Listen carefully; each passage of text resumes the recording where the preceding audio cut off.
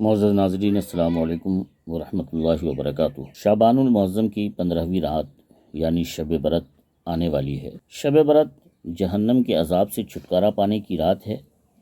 کہ اس رات میں اللہ پاک اپنی خاص رحمتیں اور برکتیں نازل فرماتا ہے،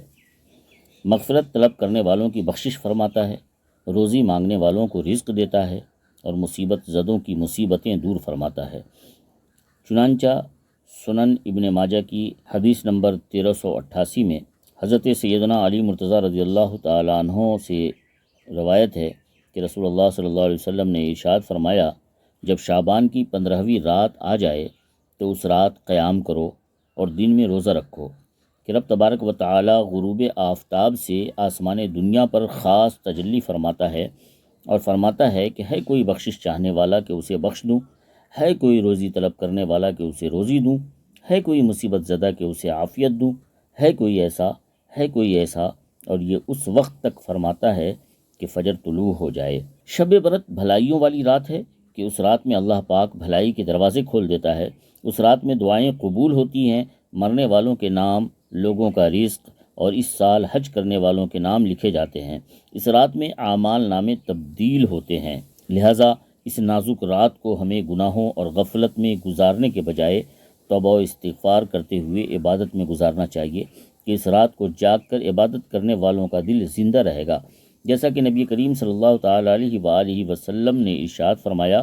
جس نے عیدین یعنی عید الفطر اور عید الاضحیٰ کی چاند رات اور شعبان المعظم کی 15ویں رات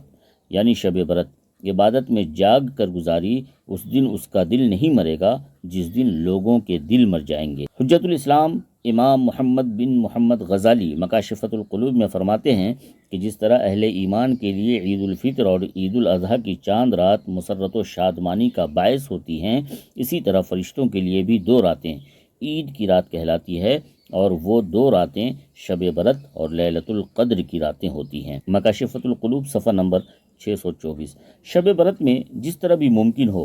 ہمیں تمام تر وقت عبادت الہی میں ہی گزارنا چاہیے، مثلاً ذکر و اذکار، درود و سلام اور تلاوت قرآن پاک، الغرض جو بھی ممکن ہو سکے اور جتنا ممکن ہو سکے وہ اپنے وقت کو اللہ تبارک و تعالیٰ کی عبادت میں گزاریں۔ دوستو، شب برات میں کون کون سی نمازیں پڑھنی ہیں تو اس پر میری مکمل ایک ویڈیو تیار ہے، آپ اس ویڈیو کو دیکھ لیں، آپ کو کئی نمازیں اس میں مل جائیں گی جسے سن کر آپ آسانی سے اس نمازوں کو ادا کر سکتے ہیں۔